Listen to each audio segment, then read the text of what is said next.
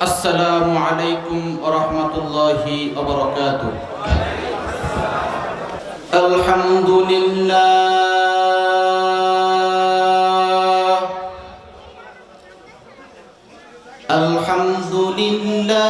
نحمده ونستعينه ونستغفره ونعوذ بالله من شرور أنفسنا من يهدي الله فلا مضل له ومن يضلله فلا هادي له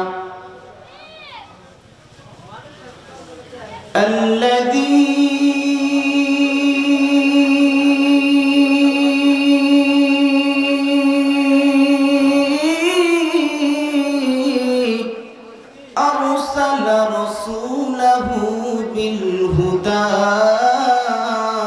ودين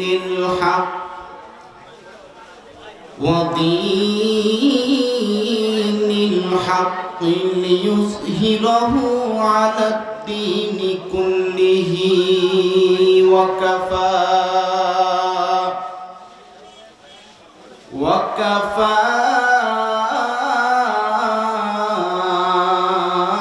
بالله شهيدا.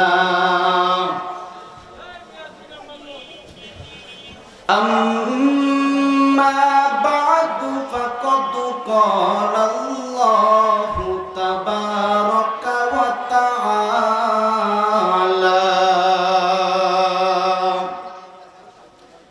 فأعوذ بالله من الشيطان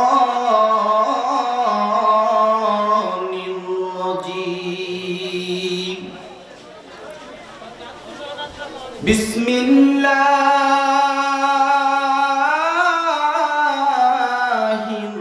الرحمن الرحيم.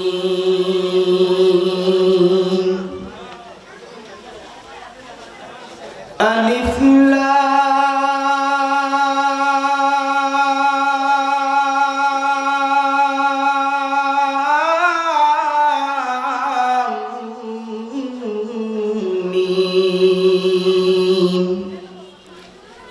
ذلك الكتاب لا ريب فيه هدى للمتقين. وقال النبي صلى الله عليه وسلم القرآن حجة لك أو عليك. وقال الله تبارك وتعالى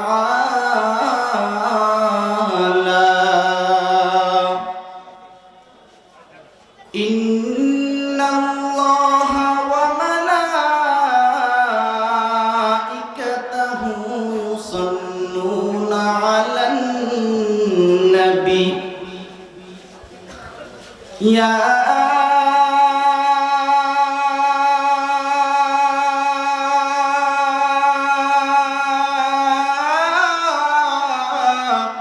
أيها الذين آمنوا صلوا عليه وسلموا تسليما. لا إله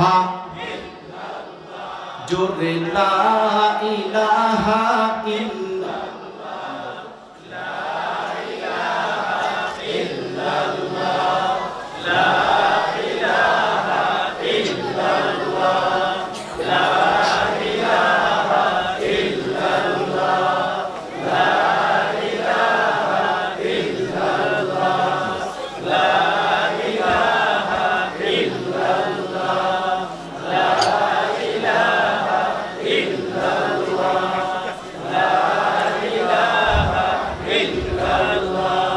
লা ইলাহা ইল্লাল্লাহ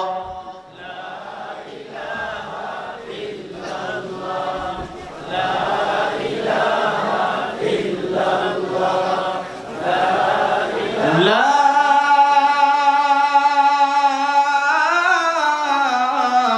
ইলাহা ইল্লাল্লাহ মুহাম্মাদুর রাসূলুল্লাহ।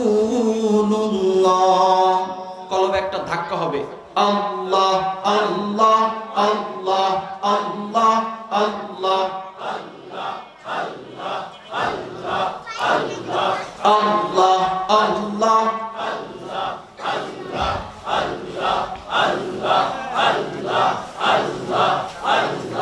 আল্লাহ আল্লাহ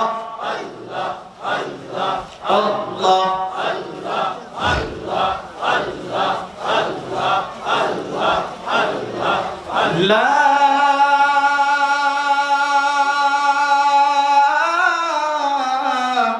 ইলাহা ইল্লাল্লাহ মুহাম্মাদুর রাসূলুল্লাহ সাল্লাল্লাহু আলাইহি ওয়াসাল্লাম। এ ভাইজান আমার দিকে তাকান,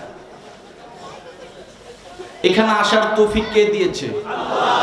জোরে বলেন আল্লাহ। হায়াতের মালিক কে? আল্লাহ। মৌতের মালিক? আল্লাহ। আমরা কি চিরদিন বেঁচে থাকবো? না। জোরে বলেন না। আপনারা এমন ভাবে কথা বলতেছেন মনে হইতেছে আপনাদের গায়ে শক্তি নেই। আওয়াজ দিয়ে বলেন আমরা কি চিরদিন বেঁচে থাকতে পারবো? না।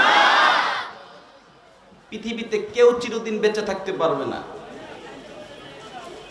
আমাদের পূর্বপুরুষরা যারা এসেছিল তারাও চলে গেছে, আজকে আমরা আছি, একদিন থাকবো না। অতএব এই জীবনের যেদিন নাকি চক্ষু দুটো বন্ধ হয়ে যাবে এই জীবনের কোনোই মূল্য নেই। জোরে বলেন।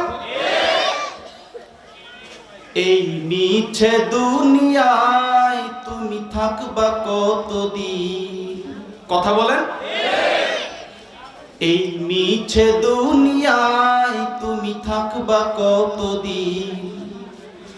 হঠাৎ করে শুনতে পাবে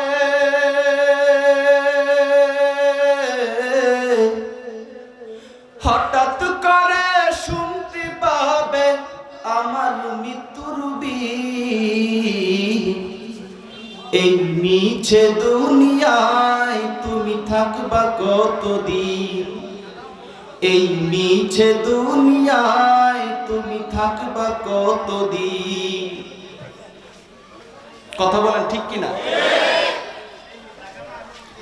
যেদিন নাকি আজরাইল সেই জামদাকে নিয়ে চলে যাবে সেদিন এই দেহের আর কোনো মূল্য নেই। বাজান রে, যখন আমার আল্লাহ আজরাইলকে পাঠিয়ে দিবে,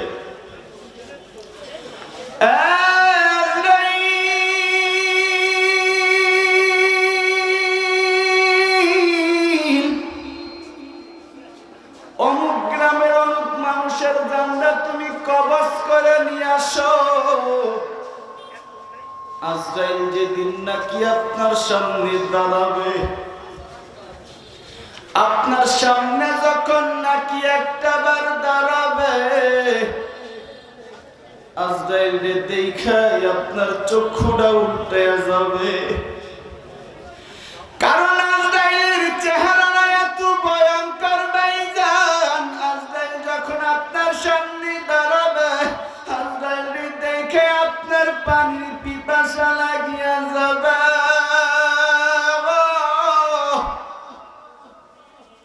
আজরাইল যখন নাকি আপনার কলিজার মধ্যে টান দিয়ে আপনার রুহুটারে নিয়ে যাবে, আপনার রুহুটারে যখন আজরাইল নিয়ে চইলা যাবে, আপনার এই দেহটা পরিয়া তলবে।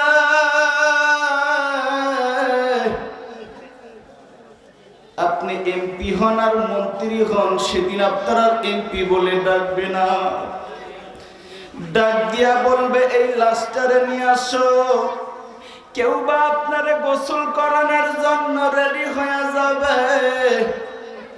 কেউ বা কাফনের কাপড় আনার জন্য বাজারে যাবে। একজন ডাক দিয়া বলবে, ইমাম সাহেব তারে ডেকে আনো, এর শেষ বিদায় জানাজার নামাজটা পড়ে দাও। ইমাম সাহেব যখন নাকি জীবনের শেষ বিদায় জানাজার নামাজটা পড়ে দিব, চারজনে আপনারা চার কান্দের মধ্যে উঠাইয়া ওই বাঁশবাগানের মধ্যে রেখে আসবে, যেখানে কোনো বন্ধু পাইবা না। কথা বলেন ঠিক কিনা? সেখানে একমাত্র বন্ধু থাকবে আমার মালিক। জোরে বলেন। সেখানে আর কোনো বন্ধু পাওয়া যাবে না। বন্ধু যদি পাইতে হয় সেখানে একমাত্র আমার মাওলারে পাবা। জোরে বলেন। অতএব মাওলারে বন্ধু বানাইতেই যদি হয় তাহলে আমাদের নামাজ পড়তে হবে কি হবে না? হবে। নামাজ পড়ছেন কয়জন? হাত তুলতে বলি না, হাত তুলেন না। আপনারা যদি হাত তুলেন তাহলে যারা পড়ে না হেরা লস যাবে। জোরে কোন? অতএব আমাদের নামাজ পড়তে হবে কি হবে না? হবে। ভরসা করতে হবে কার উপরে? সাহায্য চাইতে হবে কার কাছে? আজকে আমরা ভরসা করি কার উপরে? ব্যবসার উপরে। চিন্তা করি, ব্যবসা যদি না করি খাওয়াইবো কেডা? ব্যবসা যদি না করি তাহলে সংসার চলবে কিভাবে? যদি চাকরি না করি তাহলে সংসার চলবে কিভাবে? যদি ব্যবসা বাণিজ্য না করি টাকা আসবে কই থেকে? আর বিবি বাচ্চা চালাবো কোথ থেকে? আজকে আমাদের ঈমান চলে গেছে টাকার উপরে। কথা কন। আজকে আমাদের ভরসা আল্লাহর উপরে নেই। আজকে যদি আমাদের ভরসা আল্লাহর উপরে থাকতো তাহলে আমরা সকলেই আল্লাহর উপরে যদি ভরসা করতে পারতাম তাহলে আমরা প্রকৃতপক্ষে মুমিন হতে পারতাম। জোরে বলেন। মুসা আলাইহিস সালাম লোহিত সাগরের সামনে দাঁড়িয়ে আছে। এই মুসা যখন লোহিত সাগরের সামনে দাঁড়াইছে, পিছে লক্ষাধিক ফিরআউনের বাহিনী। আল্লাহু আকবার বলেন। বাজান রে, মুসা দেখেন এবার কার উপর ভরসা করে? যুবক ভাইরা,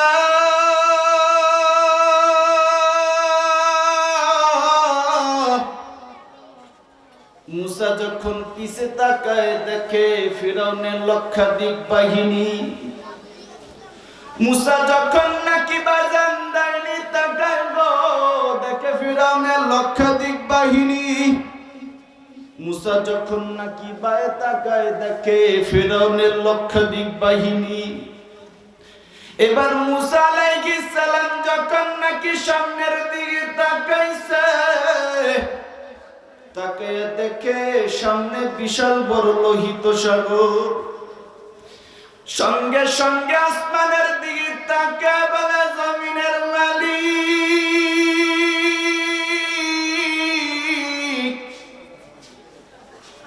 তুমি তাকায় দেখো,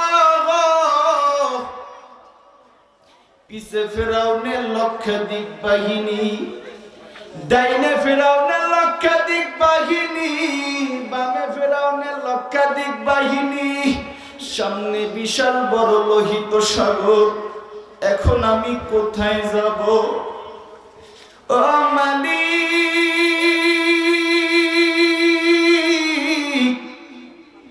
আমি তোমার উপর ভরসা করছি মালিক, তুমি আমারই রক্ষা করো মালিক। মুসা এই কথা বলার সঙ্গে সঙ্গে বাজান আমার আল্লাহ ডাক দিয়া বলে, মুসা রে, তুই যখন নাকি কোন বান্দার উপর ভরসা করস নাই, তুই যখন নাকি কোন মাখলুকের উপর ভরসা করস নাই, তুই যখন নাকি আমি মালিকের উপর ভরসা করছস রে মুসা, মুসা একটা কথা মনে রাখিস, এখন আমি আল্লাহই তোরে বাঁচায় দিব। আল্লাহু আকবার। আমার আল্লাহ ডাক দিয়া বলে, মুসা রে, তোর হাতের মধ্যে যাই লাঠিটা আছে রে মুসা, ওই হাতের লাঠিটা দিয়া নীল নদীর মাঝে বাড়ি মার। লোহিত সাগরের মাঝে একটা বাড়ি মাইরা দে, দেখবি সঙ্গে সঙ্গে রাস্তা হয়ে গেছে। মুসা আলাইহিস সালাম যখন নাকি লোহিত সাগরের মাঝে বাড়ি মারছে, সঙ্গে সঙ্গে আল্লাহর হুকুমে রাস্তা হয়ে গেছে। মুসা আলাইহিস সালাম ভরসা করছে কার উপরে? জোরে বলেন। বান্দা যখন নাকি আল্লাহর উপর ভরসা করে, আল্লাহই তাকে সাহায্য করে। কথা বলেন ঠিক কিনা? আজকে আমরা নামাজও পড়ি না, সাহায্য আল্লাহর কাছে চাই না। কথা বলে না? কারণ আল্লাহর কাছে সাহায্য চাওয়ার সবচাইতে বড় মাধ্যম হলো নামাজ। সাহাবায়ে কেরাম যখনই বিপদে পড়তো, সঙ্গে সঙ্গে নামাজের মুসল্লায় দাঁড়ায় যেত। তাদের যদি কোনো হাজত থাকতো, সঙ্গে সঙ্গে নামাজের মুসল্লায় দাঁড়ায় যেত। আর সঙ্গে সঙ্গে নামাজে দাঁড়াইয়া 2 রাকাত নামাজ পড়ে আমার মালিকের কাছে চাইতো। আজকে আমরা নামাজও পড়ি না, আল্লাহর কাছে চাইতেও পারি না, সাহায্য চাইতে পারি না। কথা বলেন ঠিক কিনা? এ ভাইজান, মক্কার একটা, এখানে অনেক কথা বলতেছি। এ ভাইজান আমার দিকে তাকাও। মক্কার এক মহিলা নতুন ইসলাম কবুল করছে। এই মহিলাটা নতুন ইসলাম কবুল করছে, এমন সময় কিছুদিনের মধ্যেই তার ছেলেটা মারা গেছে। তো যখন ছেলেটা মারা গেছে, সঙ্গে সঙ্গে তিনি চিন্তায় পড়ে গেলেন, হ্যাঁ হ্যাঁ, আমি ইসলাম কবুল করছি মাত্র কিছুদিন হইছে, এই মুহূর্তে আমার ছেলেটা মারা গেছে। কারণ বেঈমানের বাচ্চারা আমাকে টিটকারা করবে যে তুই ইসলাম কবুল করছস, এই জন্যই তোর ছেলে মারা গেছে। বাজান রে, দেখেন মহিলা কি করে। মহিলা সঙ্গে সঙ্গে ভাইজান নামাজের মুসল্লায় দাঁড়ায় গেছে। নামাজের মুসল্লায় দাঁড়াইয়া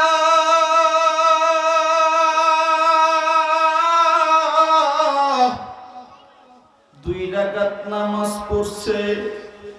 2 রাকাত নামাজ পড়ে এইভাবে হাত তুলে বলে, জমিনের মালিক তুমি তাকে দেখো, আমি ইসলাম কবুল করছি মাত্র কিছুদিন হইছে, এখন তুমি আমার ছেলেটারে মেরে ফেললা গো মালিক।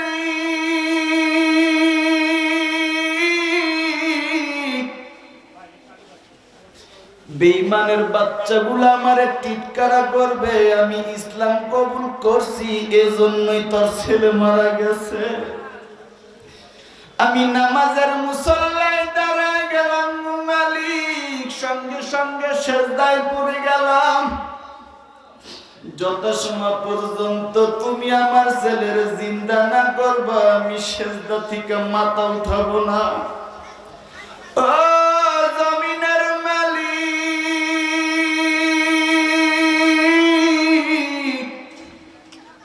তুমি যদি আমার ছেলের জিন্দা না করো, আমি কপালটা মাথা থেকে উঠাবো না।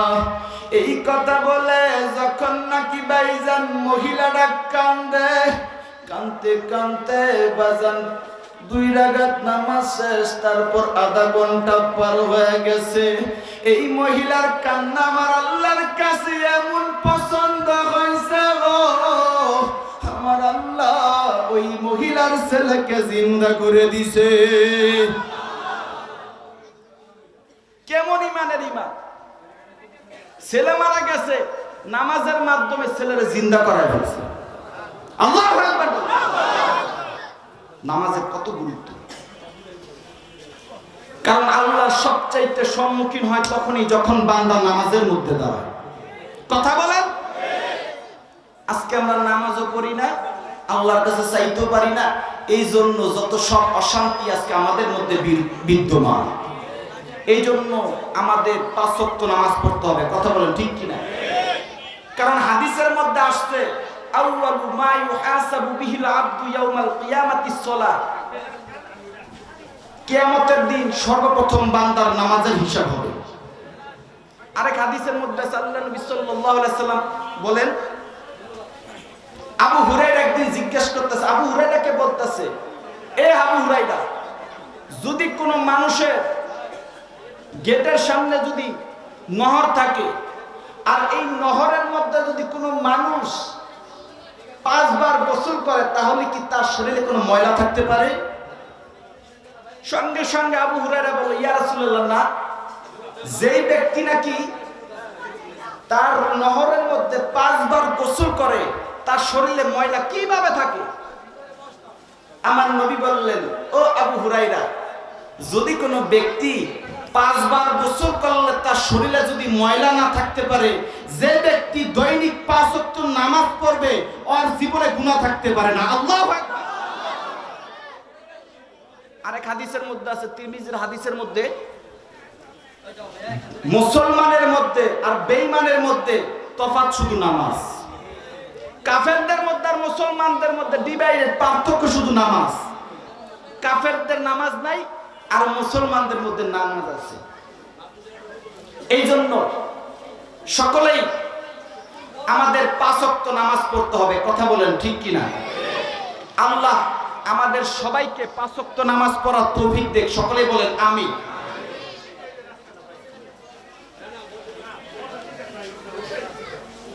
দারুন নাজাত মহিলা মাদ্রাসা, আমবাগিচা, বউবাজার যুব সমাজের উদ্যোগে এক বিশাল ওয়াজ দোয়ার মাহফিলের 12ই ফেব্রুয়ারি। আজকের মাহফিলের প্রধান অতিথি শাহিন আহমেদ শাহিন ভাই। সকলেই বলেন মারহাবা। এই কেরানীগঞ্জের মধ্যে, এই আগানগরের মধ্যে মনে হয় না করোনার পরে কোনো মাহফিল হয়েছে।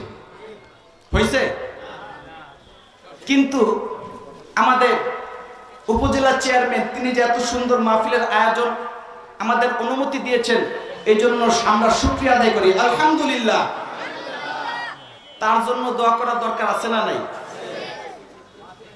এই কেরানীগঞ্জে আমি বাংলাদেশের বহুত জায়গায় ওয়াজ করতে গেছি, কিন্তু কেরানীগঞ্জের মধ্যে কোনো ওয়াজ দেখি নাই। এটাই মনে হয় আগানগরের প্রথম মাহফিল। কথা বলেন ঠিক কিনা? আর সবচাইতে বেশি কষ্ট যে করেছেন, আমার বাম পাশে বসে আছেন দিলু মেম্বার সাহেব, তিনি আমার ভাইয়ের মতন। তো তিনি এই মাহফিলের জন্য অনেক দৌড়াদৌড়ি করেছে, আমি শুনেছি। আল্লাহ তাকে নেক হায়াত দান করুন। কারণ একটা মাহফিল করতে গেলে কত কষ্ট ক্লাস হয় এটা আপনি জানেন না।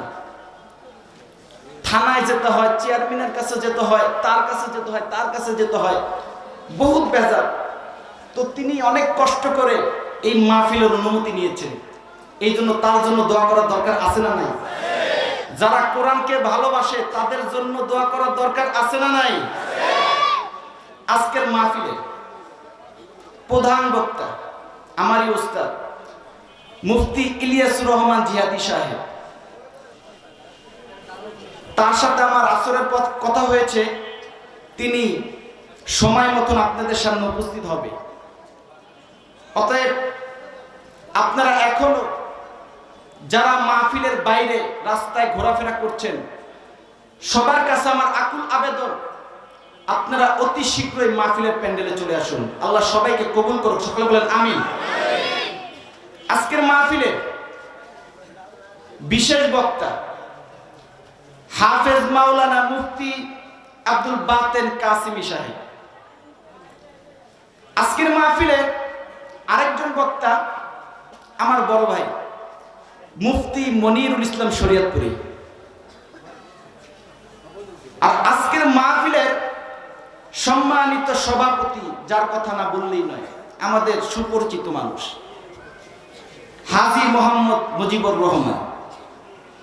আল্লাহ তাকেও নেক হায়াত দান করুক। সকলে বলেন আমিন। এ ভাইজান, বেশি কথা বাড়াবো না, আসেন আমি যেই ছোট্ট একটা সূরা নিয়েছি, এই সূরা নিয়ে, এই আয়াতটুকু নিয়ে কিছু কথা বলা যায়। আমি আপনাদের সামনে সূরাতুল বাকারা প্রথম একটি আয়াত আপনাদের সামনে আমি তেলাওয়াত করেছি। এখানে এমন কোনো মানুষ নাই যে এই আয়াতটি তার মুখস্থ নাই। কম আর বেশি সকলেরই মুখস্থ আছে, কথা বলেন ঠিক কিনা? সূরাতুল ফাতিহার পরে সূরাতুল বাকারা, এই বাকারা থেকে প্রথম আয়াত আলিফ লাম মিম যালিকাল কিতাবু লা রাইবা ফিহি হুদাল লিল মুত্তাকিন। এই আয়াতটি নিয়ে কিছু কথা বলবো, আপনারা বসবেন না? সবাই বসবেন? আল্লাহ সবাইকে কবুল করুক, সকলে বলেন আমিন। এই ভাইজান, আমার আল্লাহ পৃথিবীর মধ্যে 4টি আসমানি কিতাব পাঠিয়েছে। কয়টা? জোরে বলেন। এই 4টা আসমানি কিতাব আল্লাহ দুনিয়ার মধ্যে নাজিল করেছে, পাঠিয়েছে।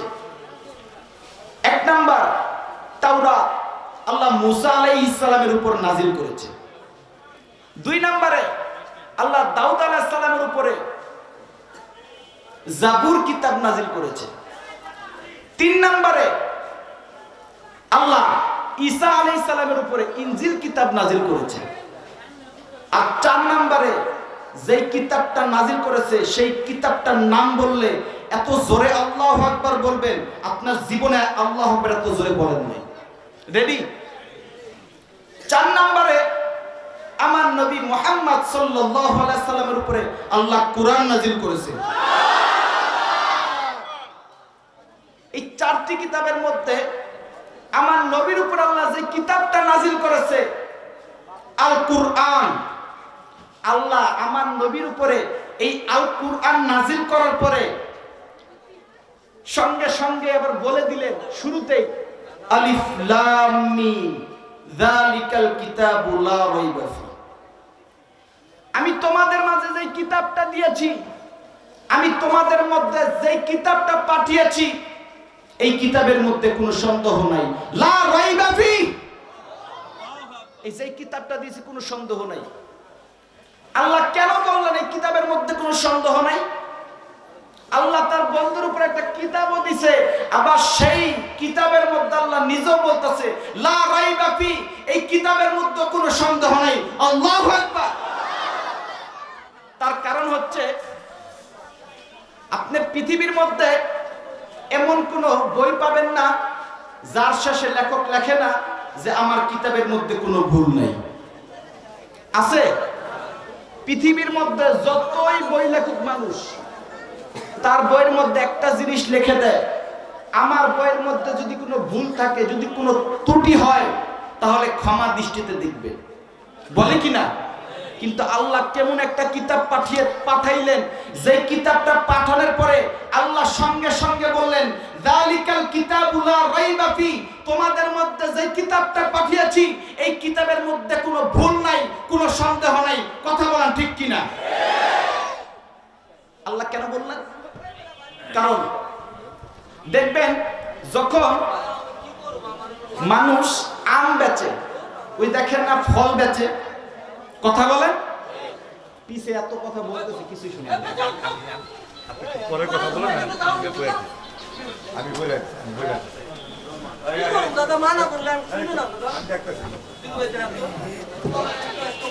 এই ভাইজান আমার দিকে তাকান, আপনারা দেখেন না যে রাস্তাঘাটে ফল ফ্রুট বেচে কিনা?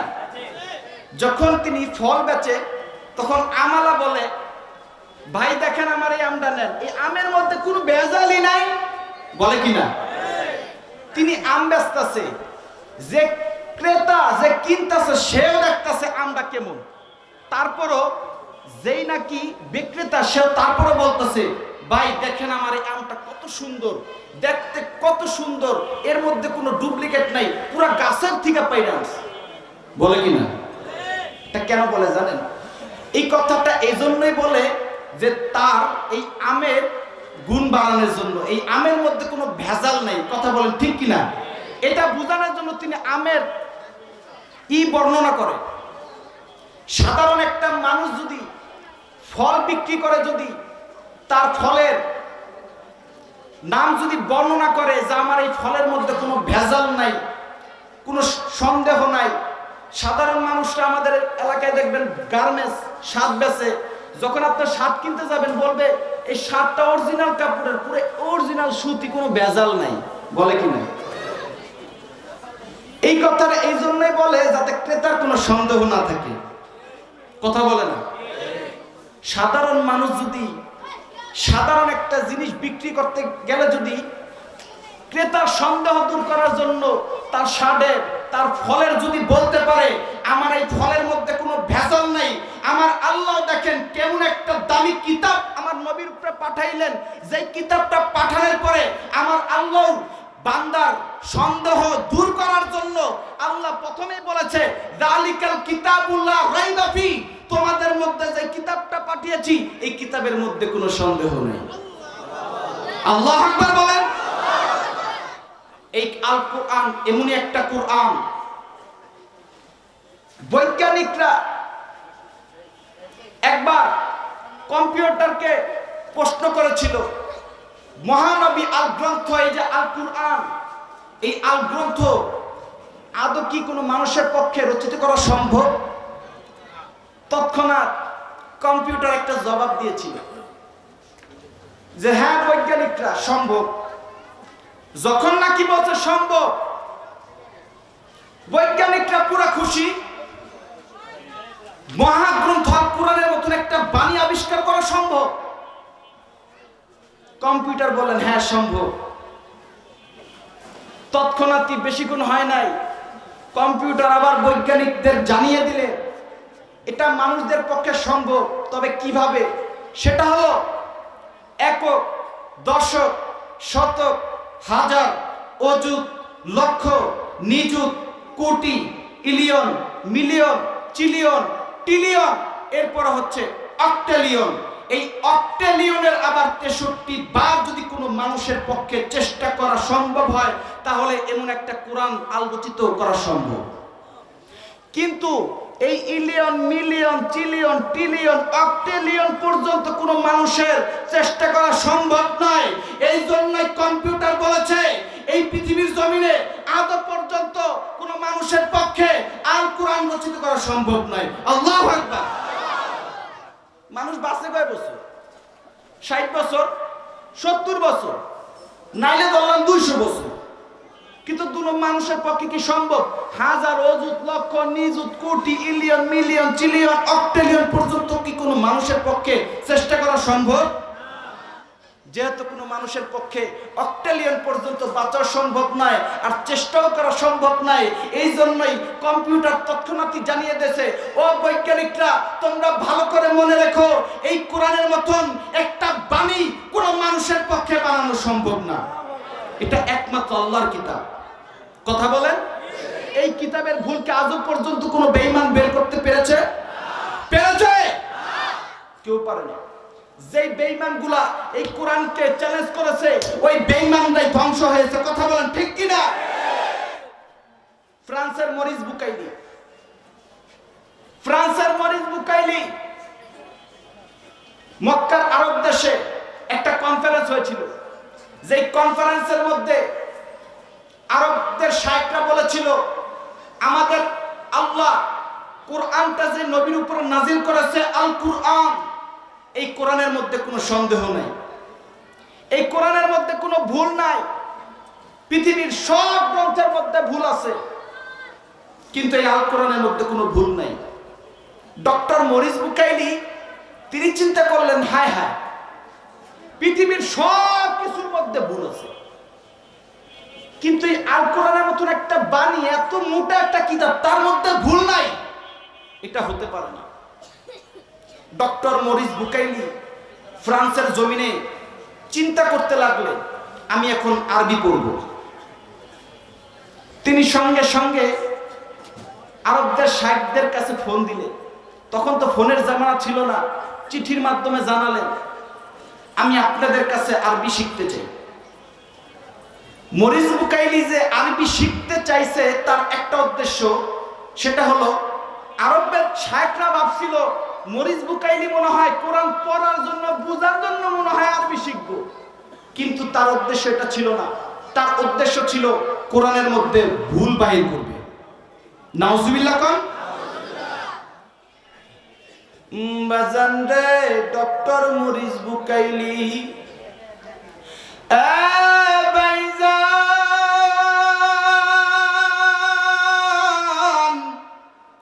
ডক্টর মরিস বুকাইলি আরবি সাহিত্যিক হইলেন। যখন নাকি 3 মাসের মধ্যে আরবি শিখলেন, 3 মাস পরে আবার আরবদের সামনে আসছে। আরবদের সামনে আসিয়া আরবদের শায়েখকে ডাক দিছে, ও আরবের শায়েখরা, তোমরা বলছিলা তোমাদের যে কিতাবটা আল্লাহ পাঠাইছে এই কিতাবের মধ্যে কোনো ভুল নাই, তোমাদের কিতাবটা এখন আমাদের কাছে দাও। দেখো আমি ডক্টর মরিস বুকাইলি তোমাদের কোরআনের ভুল ধরে দিব। যখন নাকি ভাইজান আরবরা ডক্টর মরিস বুকাইলির হাতে কোরআন দিছে, ডক্টর মরিস বুকাইলি যখন কোরআন পড়ে, কোরআন পড়তে পড়তে যখন নাকি 10 মিনিট টাইম হয়ে গেছে, দেখে ডক্টর মরিস বুকাইলির চোখে পানি। যখন নাকি আধা ঘন্টা পার হয়ে গেছে, ও দেখে ডক্টর মরিস বুকাইলির চোখে পানি। আধা ঘন্টা পর আরবদের শায়েখটা ডাক দিয়া বলে, ও মরিস বুকাইলি তুমি কেন চোখে পানি বলাও? ডক্টর মরিস বুকাইলি একটা ডাক দিয়া বলে, ও শায়েখরা, আমি আরবি সাহিত্যিক হয়েছিলাম তোমাদের কোরআনের ভুল ধরার জন্য। আমি চাইছিলাম তোমাদের কোরআনের ভুলটা ধরাইয়া তোমাদের বেইজ্জতি করব, কিন্তু তোমাদের কোরআন যখন হাতে নিছি, তোমাদের কোরআন যখন খুলছি, আমি তো জানি না এর মধ্যে আমার হেদায়েতের মালা ঘুরতেছে। মালিক যে আমার এই কোরআনের মধ্যে হেদায়েত রাখছে, আমি তো জানি না।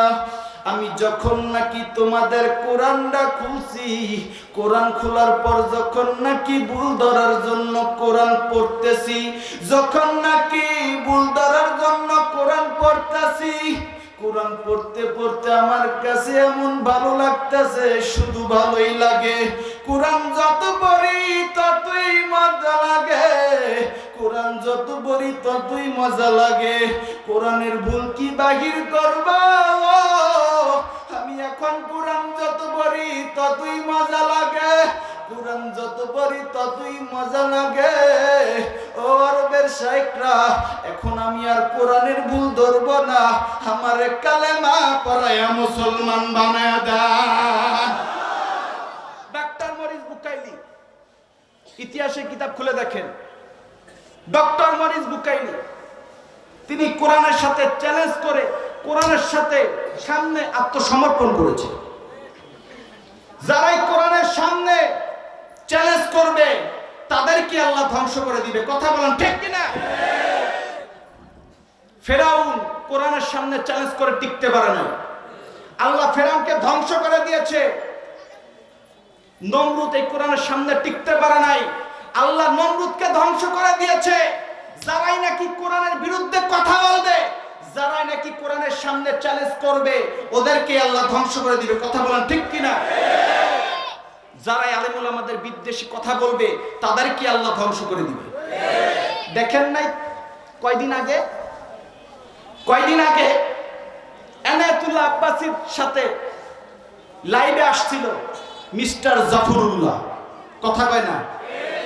এই মিস্টার জাফরুল্লাহ এমন নাবকানি সুবানি খাওয়াইছে। মিস্টার জাফরুল্লাহ বলেছে যে ইসলাম নাকি তরবারির জোরে এসেছে। ডক্টর এনায়েতুল্লাহ আব্বাস বলেছে ইসলাম তরবারির জোরে আসে নাই, বরং ইসলামকে কায়েম করতে গিয়ে তরবারির ব্যবহার হয়েছে। কথা বলে না? ইসলাম তরবারির জোরে আসে নাই, ইসলাম কায়েম করতে গিয়া তরবারির ব্যবহার হয়েছে। এমন উত্তরে যখন নাকি মিস্টার জাফরুল্লাহরে এমন নাকানি সুবানি খাওয়াইছে, এখন 2 দিন আগে ফেসবুকে দেখি সে কায়দা পড়ে। আল্লাহু আকবার।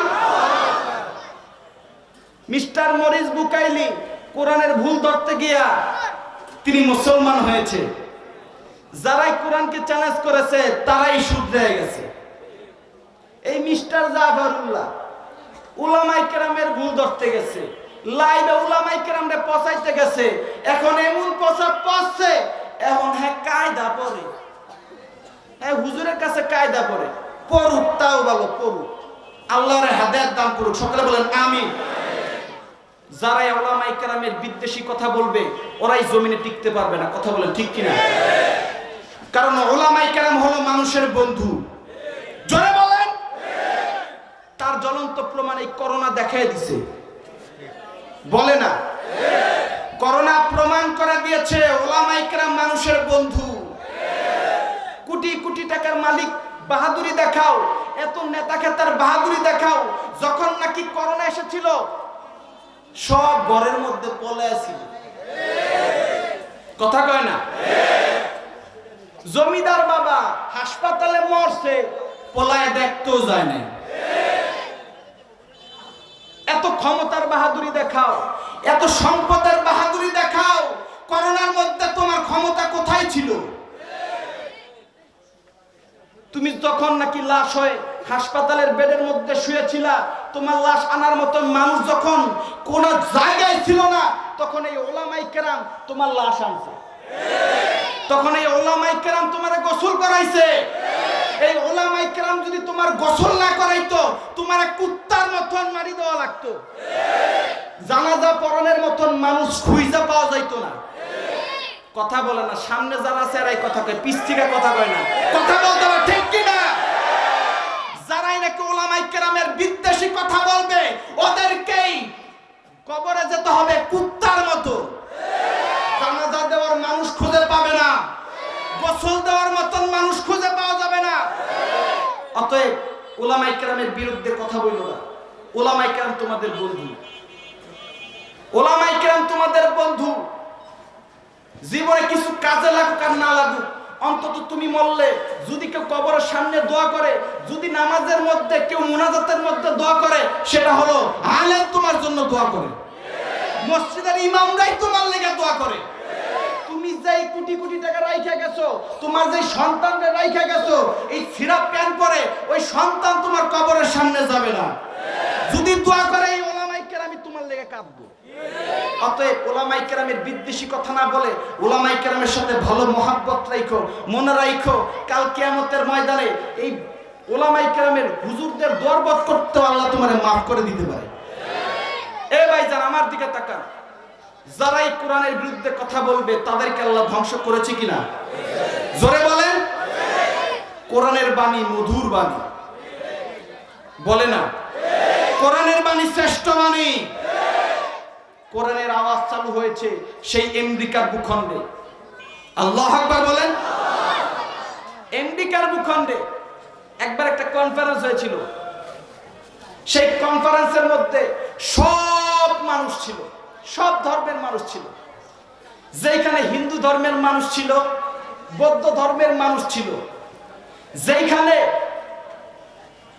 খ্রিস্টান ধর্মের মানুষ ছিল। তো ওই কনফারেন্সের মধ্যে একটা নিয়ম ছিল, সেটা হলো প্রত্যেক ধর্মের মানুষকে 10 মিনিট করে টাইম দেওয়া হবে। এই 10 মিনিট করে টাইম দেওয়া হবে যে কোন ধর্ম আসলে সত্য সেটা প্রমাণ করার জন্য। আল্লাহু আকবার বলেন। যখন নাকি সর্বপ্রথম হিন্দু ধর্মের মানুষকে বসাইল, তুমি তোমার ধর্ম নিয়ে লেকচার দাও,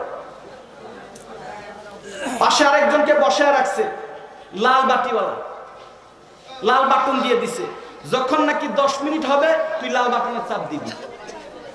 সবার টাইম মাত্র 10 মিনিট।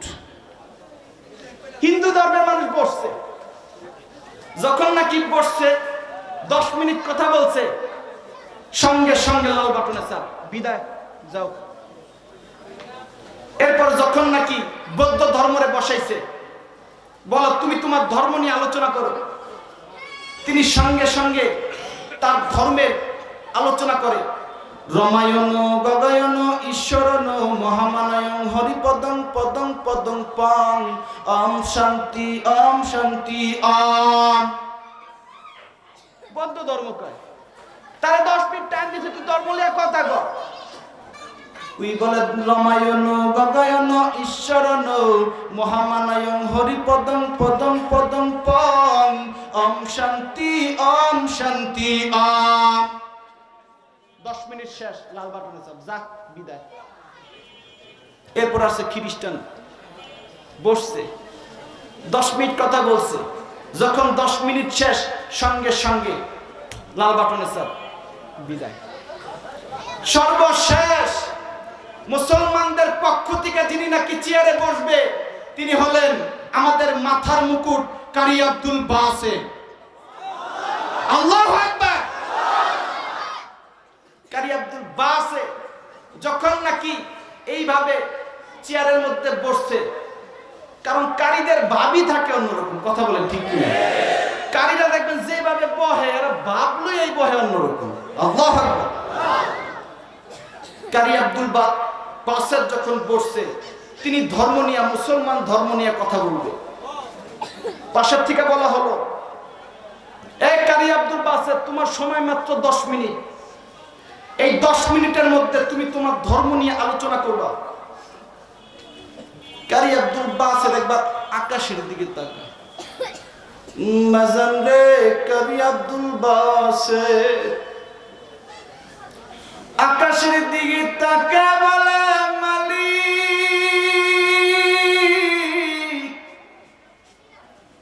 10 মিনিট মাত্র টাইম দিছে গো মালিক, আমি আমার ধর্ম নিয়ে কি কথা বলবো?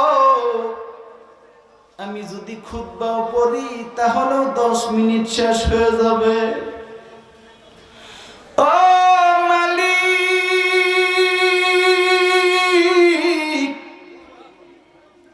আমি তোমার ধর্ম নিয়ে কথা বলবো না, তুমি যেই কোরআন আমার নবীর উপর পাঠাইছো ওই কোরআন থেকে আমি তেলাওয়াত কইরা শোনাবো।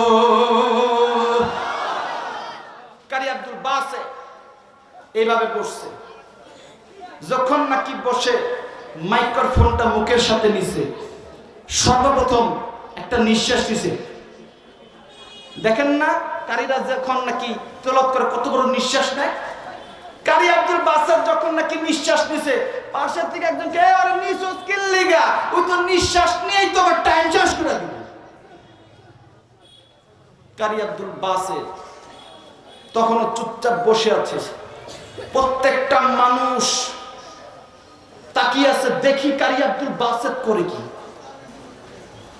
কারি আব্দুল বাসেত যখন নিঃশ্বাসটা ভালো করে নিয়ে এবার শুরু করলেন, আউযু বিল্লাহি মিনাশ শাইতানির রাজীম,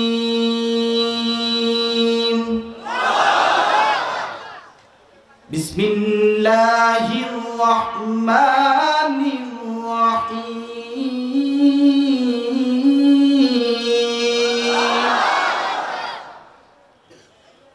আর-রাহমানু আল্লামাল কুরআনা খালাকাল ইনসানা আল্লামাহুল বায়ান। বাজান রে কারি আব্দুল বাসেত, কারি আব্দুল বাসেত যখন নাকি ভাইজান কোরআন তেলাওয়াত করে, কোরআন তেলাওয়াত সর্বপ্রথম সূরা ফাতিহা তেলাওয়াত করলেন, এরপর ভাইজান আর রহমান তেলাওয়াত করলেন। যখন নাকি আর রহমান তেলাওয়াত শেষ হয়ে গেছে, পুরা 27 নাম্বার পারা তেলাওয়াত করছে, এর মধ্যে আধা ঘন্টা পার হয়ে গেছে। যখন নাকি কারি আব্দুল বাসেত 28 নাম্বার পারা তেলাওয়াত শুরু করছে, যখন নাকি 28 নাম্বার পারা তেলাওয়াত শুরু করছে, 28 নাম্বার পারা তেলাওয়াত শেষ হয়ে গেছে, এরপর যখন নাকি 29 পারা তেলাওয়াত শুরু করছে, 29 নাম্বার পারা তেলাওয়াত শেষ, এরপর যখন নাকি ভাইজান 30 নাম্বার পারা শুরু করবে, এমন মুহূর্তে ভাইজান 1.5 ঘন্টা পার হয়ে গেছে। যখন নাকি কারি আব্দুল বাসেত 30 নাম্বার পারা কোরআন তেলাওয়াত করে, সমস্ত বেঈমানগুলা শুধু চোখে পানি ফেলায়, সমস্ত বেঈমানগুলা শুধু ডাক দিয়া বলে, কারি আব্দুল বাসেত এটা কেমন বাণী কোরআন তেলাওয়াত করো, এটা কেমন বাণী তুমি তেলাওয়াত করতেছো? জীবনে বহুত নায়িকার গান শুনছি, জীবনে বহুত নায়িকার নাচ দেখছি, জীবনে বহুত মানুষের গান শুনছি, কিন্তু এত মধুর বাণীর তেলাওয়াত কোনোদিন শুনি নাই। কারি আব্দুল বাসেত যখন নাকি বাজান 30 নাম্বার পারা তেলাওয়াত শেষ হইছে, 30 নাম্বার পারা শেষ হওয়ার সঙ্গে সঙ্গে যখন মাইক্রোফোনটা থামাইছে, চুপচাপ যখন বসছে, বেঈমানগুলা ডাক দিয়া বলে, কারি আব্দুল বাসেত তুমি কোরআন তেলাওয়াত থামায়ো না, তুমি কোরআন তেলাওয়াত থামায়ো না, তোমার এই মধুর কণ্ঠের তেলাওয়াত শুনতে শুনতে কলিজায় ভালো লেগে গেছে। তোমার মধুর কণ্ঠের তেলাওয়াত থামায়ো না, তুমি যত মন চায় কোরআন তেলাওয়াত করো, তুমি যত মন চায় কোরআন তেলাওয়াত করো, যত আল্লাহু আকবার। এই কারি আব্দুল বাসেত তুমি তেলাওয়াত থামায়ো না। সঙ্গে সঙ্গে আরেকজন যে লাল বাটনে চাপ দিব, 10 মিনিটের জায়গায় 1.5 ঘন্টা পার হয়ে গেছে তার মুশকিল। আল্লাহু আকবার বলে। যখন নাকি 1.5 ঘন্টা পার হয়ে গেছে, সঙ্গে সঙ্গে আরেকজন ছিল, আবার তাকে আসছিল, কিরে কারি আব্দুল বাসেত 1.5 ঘন্টা তেলাওয়াত করলো, ওই দিন লাল বাটনে চাপ দেয় না, কিরে তুই লাল বাটনে চাপ দিস না কেন? সঙ্গে সঙ্গে ডাক দিয়া বলে, ভাই গো আমি কেমনে লাল বাটনে চাপ দিব? কারি আব্দুল বাসেত যখন নাকি কোরআন তেলাওয়াত করে, তখন আমার মধ্যে মন জোর শুরু হয়ে গেছে, আমি সব কিছু বইলা গেছি। কারি আব্দুল বাসেত যখন কোরআন তেলাওয়াত শুরু করছে, আমার মাথার হুঁশ হারিয়ে ফেলছি। হিন্দু ধর্মের মানুষগুলা যখন কথা বলে, তখন আমার হুঁশ ছিল, 10 মিনিট হয়েছে লাল বাটনে চাপ দিছি। যখন নাকি বৌদ্ধ ধর্মের মানুষ কথা বলে, 10 মিনিট হয়েছে আমি লাল বাটনে চাপ দিছি। যখন নাকি খ্রিস্টান মানুষ কথা বলে, আমার মাথায় তখন হুঁশ আছে, 10 মিনিট হওয়ার সঙ্গে সঙ্গে লাল বাটনে চাপ দিছি। কিন্তু যখন নাকি কারি আব্দুল বাসেত কোরআন তেলাওয়াত করে, তখন আমার মাথার হুঁশ হারিয়ে ফেলছি। যখন নাকি বলছে, তাই নাকি? স্যার পৃথিবীর সব বাণী শুনছি, কিন্তু এরকম মধুর বাণীর তেলাওয়াত তো কোনোদিন শুনি নাই। কারি আব্দুল বাসেতের কণ্ঠেটা কেমন জাদু, যিনি কোরআন তেলাওয়াত করলে শুধু শুনতেই মন চায়। সঙ্গে সঙ্গে তার নামে আন্তর্জাতিক মামলা হইল, তার নামে একটা আন্তর্জাতিক মামলা হইল যে বেড়া সব ধর্মের মানুষগুলা কথা বলছে, 10 মিনিট করে কথা বলছে, হিন্দু ধর্মের মানুষ কথা বলছে, 10 মিনিট হয়েছে তুই লাল বাটনে চাপ দিছ। যখন নাকি খ্রিস্টান ধর্মের মানুষ কথা বলছে, 10 মিনিট হয়েছে তুই লাল বাটনে চাপ দিছ। কিন্তু মুসলমানের পক্ষ থেকে যখন নাকি কারি আব্দুল বাসেত যখন নাকি কোরআন তেলাওয়াত করতেছে, 10 মিনিটের জায়গায় 20 মিনিট, 20 মিনিটের জায়গায় আধা ঘন্টা, আধা ঘন্টার জায়গায় 1 ঘন্টা, 1 ঘন্টার জায়গায় 1.5 ঘন্টা তেলাওয়াত করলো। কোথায়? তুই তো লাল বাটনে চাপ দিলি না। ওর নামে আন্তর্জাতিক মামলা হয়েছে সুইজারল্যান্ডের ভূখণ্ডে। যখন সুইজারল্যান্ডের ভূখণ্ডে জজ সাহেবের সামনে সমস্ত মানুষ দাঁড়িয়ে আছে, সমস্ত মানুষের সামনে জজ সাহেব জিজ্ঞেস করতেছে, এ বেটা তোর একটু দায়িত্ব দেওয়া হয়েছিল লাল বাটনে চাপ দিবি, তুই কেন চাপ দিলি না? সঙ্গে সঙ্গে ওই লোকটা আবার একই কথা বলে, ও জজ সাহেব আমি কেমনে লাল বাটনে চাপ দিব? আপনি কি জানেন এই কনফারেন্সের মানুষের কি অবস্থা হয়েছিল? আল্লাহু আকবার।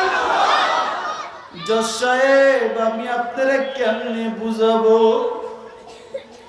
ও জজ সাহেব যখন নাকি কারি আব্দুল বাসেত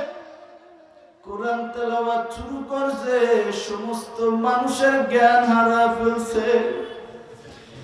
জীবনে সব বাণী শুনছি গো, জীবনে কত নায়িকার গান শুনছি, জীবনে কত নায়কের গান শুনছি, কিন্তু যার সাহেব বিশ্বাস করেন কারি আব্দুল বাসিদের মতন এত সুন্দর তেলাওয়াত কোনোদিন শুনি নাই।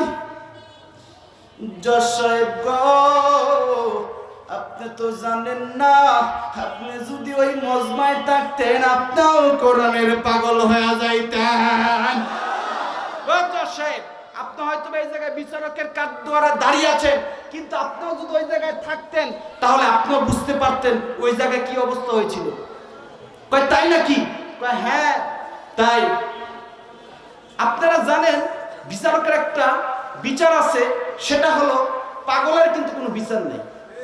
কথা বলেন, পাগলের বিচার নাই। এই জন্যই সেটা হলো যে পাগলের তো হুশই নেই, পাগলের তো দিমাগ নাই, তাকে বিচার করবে কিভাবে? যে হুশ জ্ঞান আল্লাহ ব্যক্তি, যার বিবেক ঠিক আছে, তার জন্য বিচার, পাগলের জন্য তো বিচার না। ওই লোকটা বলতেছে স্যার জজ সাহেব, যখন নাকি কারি আব্দুল বাসিত তেলাওয়াত করে তখন তার হুশই আসিল না। হিন্দু ধর্মের মানুষ কথা বলতেছে আমার হুশ আছে, যখন খ্রিস্টান ধর্মের মানুষ কথা বলতেছে আমার হুশ আছে, কিন্তু কারি আব্দুল বাসিত এটা কেমন বাণী তেলাওয়াত শুরু করলো, সমস্ত মানুষ পাগল হয়ে গেছে। ও জজ সাহেব আমি কি করব বলেন? জজ সাহেব সঙ্গে সঙ্গে বললেন, তুই যখন নাকি কোরআন তেলাওয়াত শোনার সময় তোর যখন হুশ ছিল না, কনফারেন্সের কোন মানুষ যখন বেহুশ হয়ে গেছে, যা তোদের সবাইকে মাফ করে দিলাম। এ ভাইজান, কোরআনের বিজয় আমেরিকার ভূখণ্ডে হয়েছে কি হয়নি? জোরে বলেন। কোরআনকে কেউ থামিয়ে রাখতে পারবে না, কথা বলেন ঠিক কিনা? তোর মতন 2 টাকার খেতার নেতা এই কোরআনের বয়ানকে থামিয়ে রাখতে পারবে না, কথা বলে না। কয়দিন আগেও দেখলাম, ফেসবুকের মধ্যে দেখলাম, এম হাসিবুর রহমান বয়ান করতেছে, তার মাইকটাকে সরে কোরআনের মাহফিলে বাধা। কথা কয় না? কোরআনের মাহফিলে যারাই বাধা দেয় ওরা নিঃসন্দেহে বেজন্মা, অবৈধ মায়ের সন্তান। যারা কোরআনের মাহফিলে বাধা দেয় ওরা বৈধ মায়ের সন্তান হতে পারে না, হতে পারে না, হতে পারে না। কারণ কোরআনের মাহফিল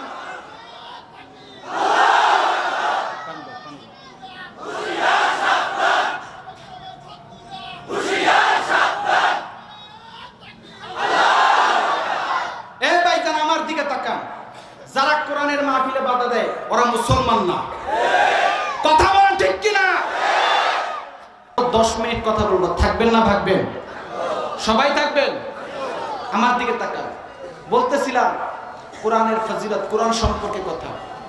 পৃথিবীর মধ্যে একটা জিনিস আছে, একটা কিতাবই আছে, যেই কিতাবটা দেখলো সওয়াব। সুবহানাল্লাহ কোন? পৃথিবীর মধ্যে এমন কোন কিতাব পাবেন না যেটা দেখলেও সওয়াব, যেটা শুনলেও সওয়াব, যেটা ধরলেও সওয়াব, কোথাও পাইবেন না। কিন্তু আমার আল্লাহ একটা কোরআন নাজিল করেছে মুহাম্মাদের উপরে, যে কোরআনটার দিকে তাকায় থাকলেও সওয়াব। জোরে কোন? শুনলেও সওয়াব, পড়লেও সওয়াব। অতএব এই কোরআনটা শিক্ষা করার দরকার আছে না না? জোরে কোন? এমন দামি কিতাব কি পৃথিবীর মধ্যে আর একটা আছে? আদর্শলিপি দেখলে সওয়াব আছে, আদর্শলিপি পড়লে সওয়াব আছে। আদর্শলিপি যদি বুকে নিয়ে হারা দিন মানে চুম্বন করেন কোনো সওয়াব হবে? কিন্তু আমার আল্লাহ একটা বাণী পাঠাইছে, যে বাণীটা পড়লেও সওয়াব, দেখলেও সওয়াব, শুনলেও সওয়াব। আল্লাহু আকবার। এই বাণীটা শিক্ষা করার দরকার আছে না? আছে না নাই? আছে। আজকে আমাদের মধ্যে কোরআনের শিক্ষা নাই, যার কারণে বাংলার জমিনে দিহানের মতন ছেলে জন্ম নেয়। কথা বলেন। আজকে কোরআনের জ্ঞান নাই, কোরআনের শিক্ষা নাই, এজন্যই বাংলার জমিনে আনুষ্কার মতন মেয়ে জন্ম নাই। কথা বলেন ঠিক কিনা?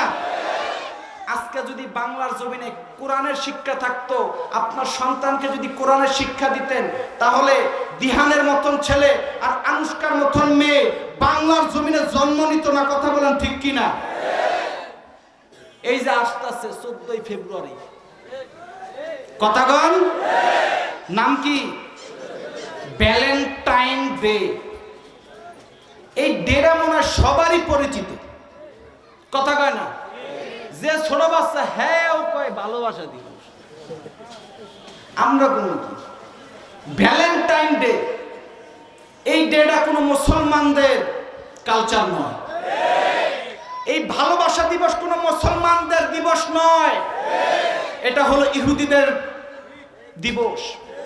এ ভাইজান, আজকে আমরা ভ্যালেন্টাইন ডে দিবস পালন করি, অথচ জানি না এই দিবসটা কই থেকে আইছে। কথা কয় না?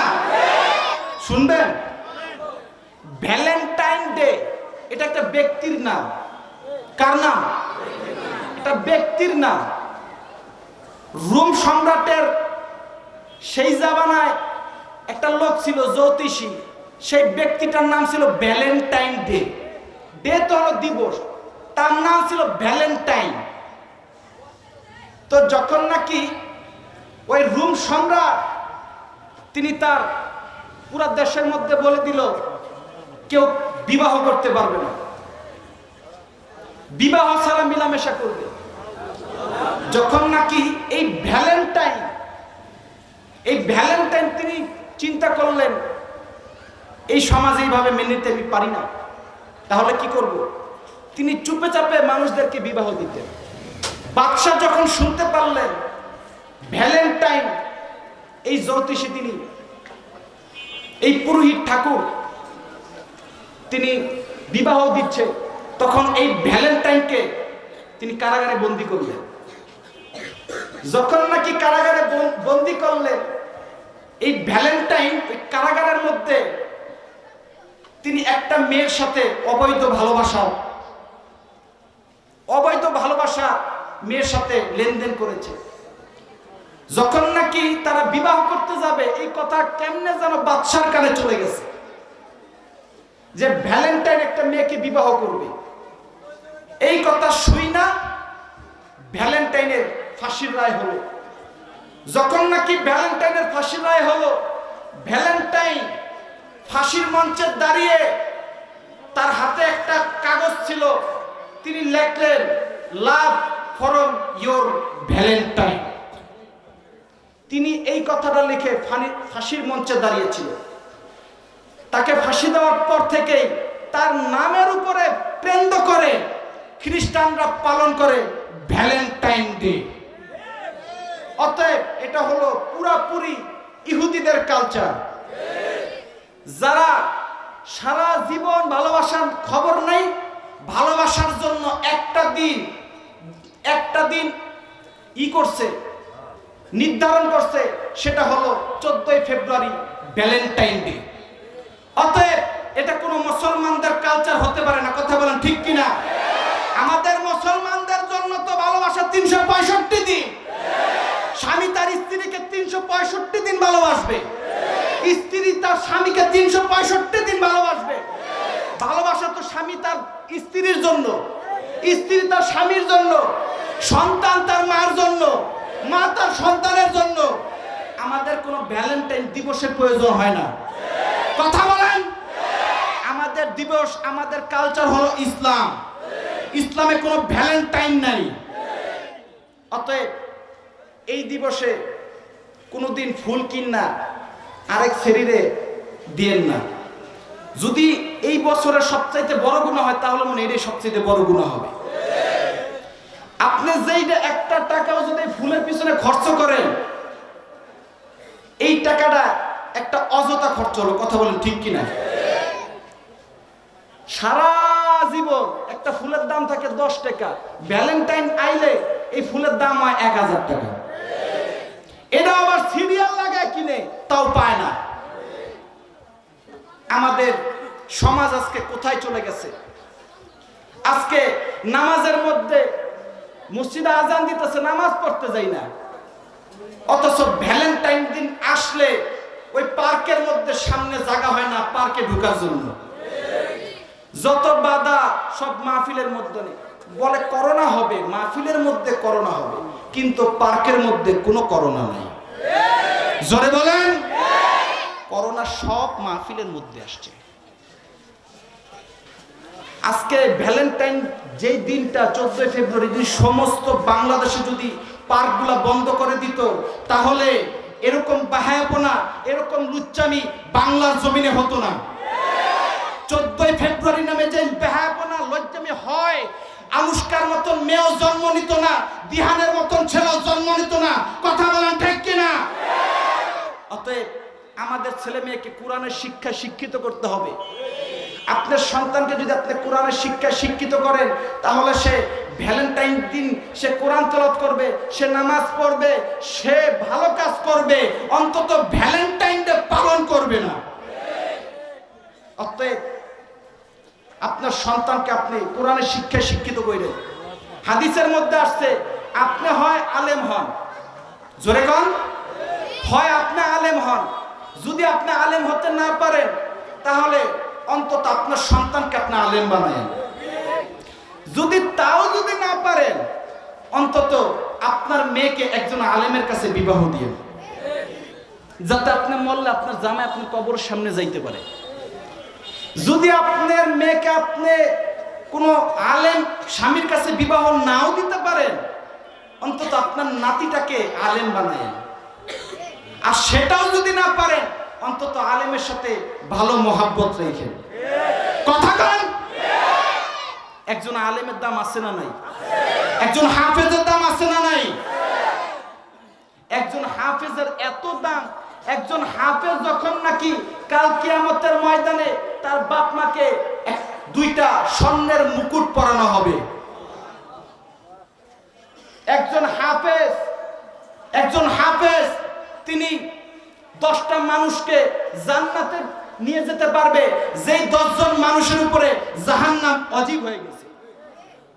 যেই মানুষগুলো জাহান্নামে যাইবো গা, এমন 10 জন মানুষকে একজন হাফেজ জান্নাতে নিয়ে যেতে পারবে। হাফেজের দাম আছে না নাই? আলেমের দাম আছে না নাই? অতএব সবার কাছে আকুল আবেদন, আপনার সন্তানকে কোরআনের শিক্ষায় শিক্ষিত করুন এবং সুন্দর ভবিষ্যৎ গড়ে তুলুন।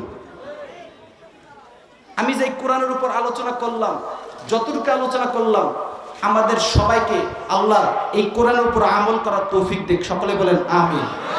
এবং নামাজ এখানেই হবে, অতএব কোথাও যাবেন না।